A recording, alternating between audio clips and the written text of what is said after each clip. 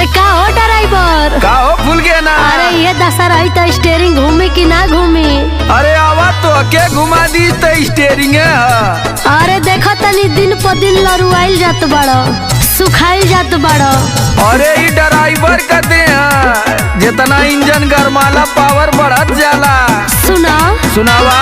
नया नया गावा नाके नया होठा लाली होठा चाटो चाटो चाटा चाटा।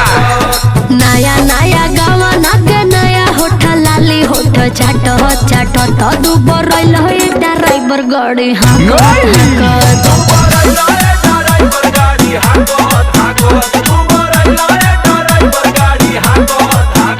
अरे तो तू कहाँ कम हो अंगन दलानी चाहे सुती खरी हनी रानी लपक लपक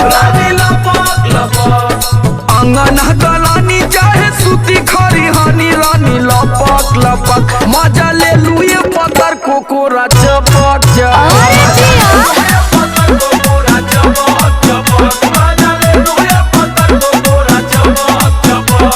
खाली हमारे गलती देलू हमरे पौला जब देखा तब लसियाई रहलू। अच्छा आज सुनावा। ई मेहरारू ऐसा लसारा है ना हाँ। कि मन मार के ना जाइबो ना तो ट्रक बीचवे रोड पर सड़ जाई, बुझला।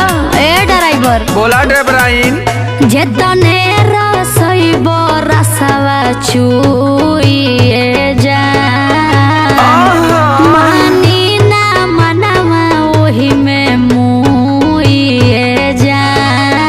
भांग है का रे का लगता जेतने रसइबो रसवा चुइए जान मानी ना मनवा ओही में मुइए जान।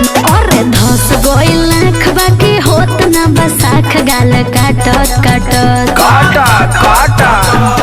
धस गइल आँखबा की होत ना बसाख गाल काटत काटत तो दुबर रइल हो ड्राइवर गाड़ी हाकत हाकत।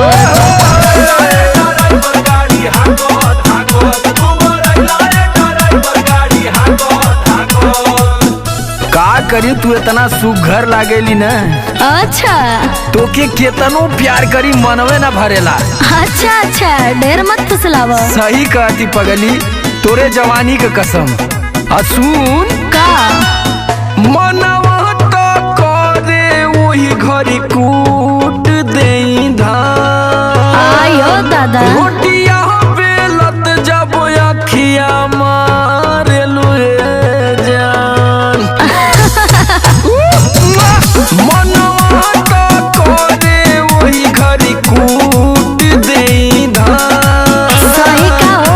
रोटिया बेलत जब अखिया मारेलू जान। ना चुप रहो। समरया लोक नियन चाहे लू खेला खेला छपक छपक।